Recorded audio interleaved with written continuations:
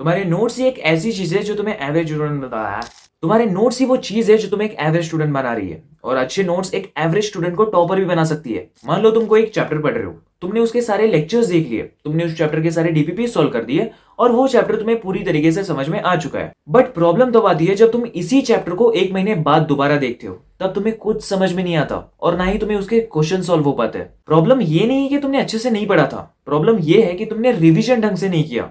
और ऐसा भी नहीं है कि तुमने रिवीजन करने का ट्राई नहीं किया, तुमने रिवीजन करने का ट्राई किया, बट जब भी तुम इसको रिवाइज करने जाते हो तो तुम्हें एक चैप्टर में 50 से 60 पेजेस दिखते हैं, और इतने पेजेस देख के ही तुम्हारा पढ़ने का मन नहीं करता, और जैसे तैसे तुमने पढ़ना चालू कर दिया तभी तुम पूरे फोकस के साथ पढ़ ही नहीं पाते। और इसे ही कहता है कॉग्निटिव ओवरलोड। जब भी तुम्हारा ब्रेन इतने सारे पेजेस को एक साथ देख लेता है, वो उसे प्रोसेस नहीं कर पाता, और वो उसे नॉलेज की जगह एनर्जी वेस्ट की तरह ट्रीट करता है। और इसीलिए तुम्हारा ब्रेन तुमसे कहता है कि ये तो बहुत सारे पेजेस हैं, इसे आज नहीं करते, फिर कभी कर लेंगे। यहाँ पे तुम्हारा ब्रेन लेजी नहीं हो रहा, बस अपनी एनर्जी को सेव करने में लगा हुआ है। और इसका सोल्यूशन है कॉग्निटिव कंप्रेशन मेथड।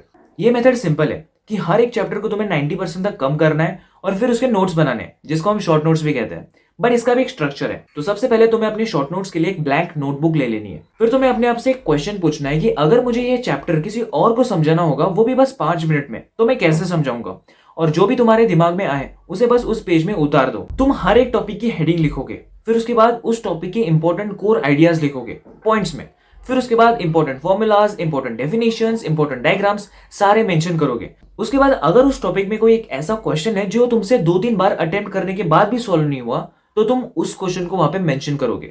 तो नोट्स को सबसे पहले तुम कंप्रेस करोगे, उसके बाद कॉन्कर करोगे। और अगर इस वीडियो से कुछ भी समझ में आया हो तो सेव करो और स्टार्ट करो। बाकी मिलते हैं अगली वीडियो में।